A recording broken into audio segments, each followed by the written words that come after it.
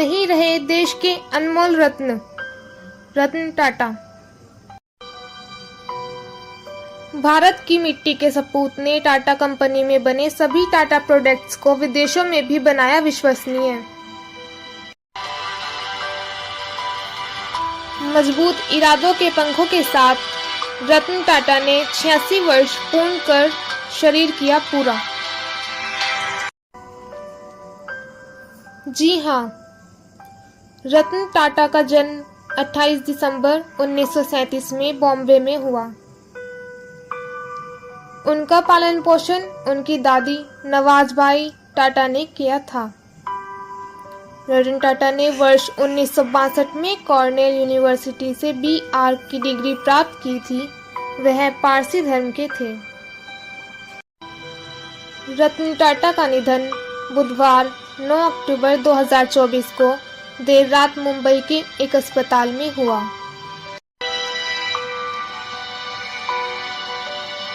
प्रसिद्ध उद्योगपति रतन टाटा को अंतिम विदाई दी गई और मुंबई के वर्ली शमशान घाट पर पूरे राजकीय सम्मान के साथ उनका अंतिम संस्कार किया गया।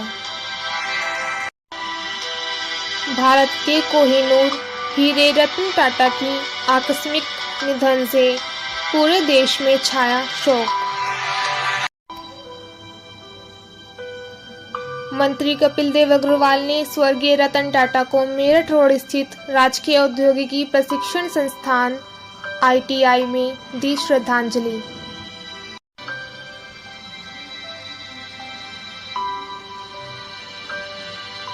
रतन टाटा के निधन पर जताया शोक। रतन टाटा के निधन को बताया अपूरणीय क्षति। मुजफ्फरनगर प्रदेश के व्यावसायिक शिक्षा, कौशल विकास और उद्यमशीलता राज्य मंत्री स्वतंत्र प्रभार कपिल देव अग्रवाल ने गुरुवार को राजकीय औद्योगिक प्रशिक्षण संस्थान मेरठ रोड मुजफ्फरनगर में आयोजित शोक सभा में उद्योग जगत के दिग्गज स्वर्गीय रतन टाटा को श्रद्धांजलि अर्पित की। इस अवसर पर जिले के प्रमुख उद्योगपतियों, अधिकारियों और छात्रों ने एकत्र होकर उनके प्रति अपनी संवेदनाएं व्यक्त की। कपिल देव अग्रवाल ने स्वर्गीय रतन टाटा के निधन को राष्ट्र के लिए अपार क्षति बताते हुए कहा कि रतन टाटा का जीवन एक वटवृक्ष की भांति था, जो अपने साय में उद्योग, शिक्षा और सेवा के अनगिनत क्षेत्रों को पोषित करता रहा। उनका जाना एक ऐसा शून्य है जिसे भर पाना असंभव है। उनकी सोच और दृष्टिकोण ने देश को प्रगति की नई ऊंचाइयों पर पहुंचाया।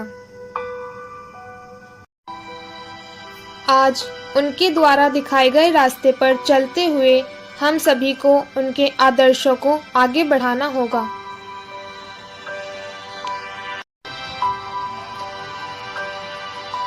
शोक सभा के दौरान उपस्थित सभी लोगों ने दिवंगत आत्मा की शांति के लिए प्रार्थना की और शोकाकुल परिवार को इस असहनीय दुख को सहने की शक्ति देने की कामना की। सभा के माहौल में एक गहरी संवेदना का अनुभव हुआ, जहां सभी ने रतन टाटा जी के प्रेरणादायक जीवन और उनके अतुलनीय योगदान को याद किया। इस अवसर पर जिले के प्रतिष्ठित उद्योगपतियों में गर्ग ड्यूप्लेक्स के महाप्रबंधक Rajesh Jain, Radha Govind automobiles private limited के महाप्रबंधक जगन मोहन गोयल, ITI के अध्यक्ष पवन कुमार, दुर्गा इस्पात के नरेंद्र गोयल, JB स्टील के योगेंद्र कुमार अग्रवाल, अजय कुमार अग्रवाल और अभिनव स्वरूप सहित कई गणमान्य व्यक्ति मौजूद रहे।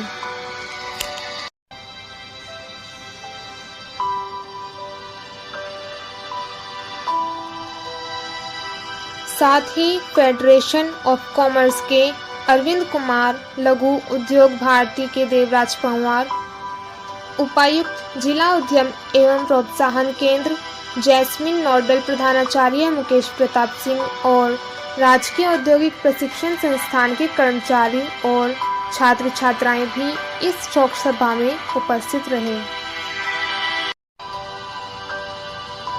कार्यक्रम के अंत में सभी ने रतन टाटा जी के जीवन और उनके द्वारा किए गए महान कार्यों को याद करते हुए उनके आदर्शों को सजीव रखने का संकल्प लिया।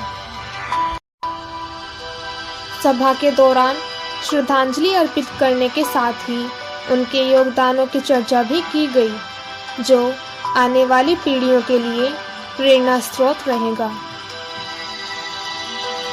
हम अपने जीवन को अपने आप ही खत्म कर सके, कोई और नहीं हमारे जीवन को खत्म कर सकता। अपने आप को इतना लोहे की तरह मजबूत कर लो, ठीक है ना।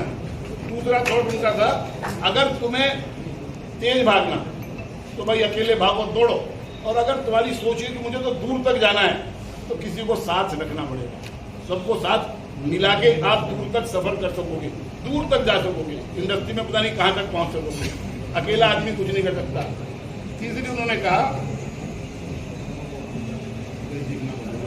प्लांट लोहे का मैंने कहा टाटा ने शुरू किया था, और कोई प्लांट नहीं था।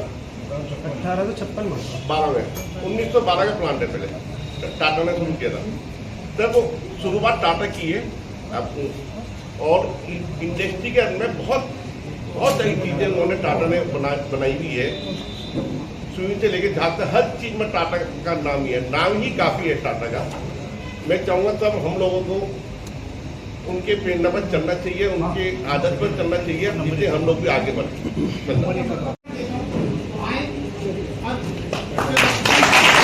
कैसा नाम टाटा यानी विश्वास करें, कोई इंक्वायरी की जरूरत नहीं, स्लोगन चलता है, नाम ही काफी है।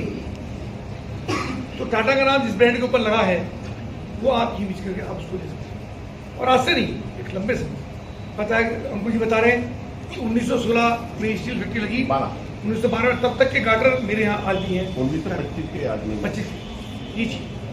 और वो चीज लगातार बढ़ रही है। कभी कभी व्यक्ति रुक जाता है काम करते, अरे बहुत हो गया, अब पैसे का क्या करेंगे, बहुत शोहरत हो गई।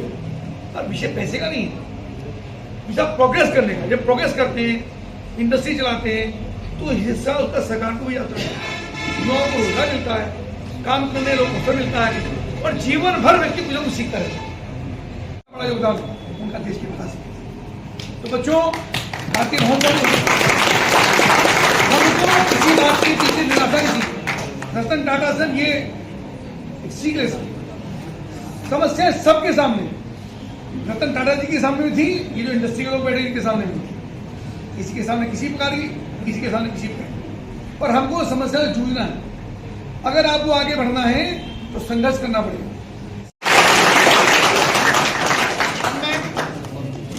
जिनकी प्रेरणा से ये ITI एक ऐसे सर्वोच्च शिखर पर पहुंचने की तैयारी कर रही है, एक गवर्नमेंट